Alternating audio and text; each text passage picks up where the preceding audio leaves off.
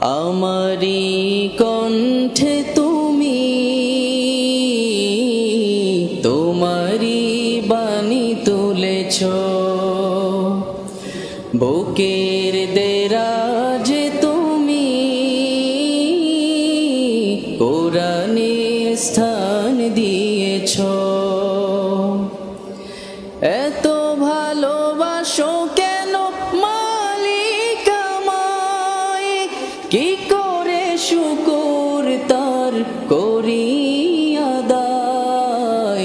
এত ভালোবাসো কেন মালিক আমায়, এত ভালোবাসো কেন মালিক আমায়।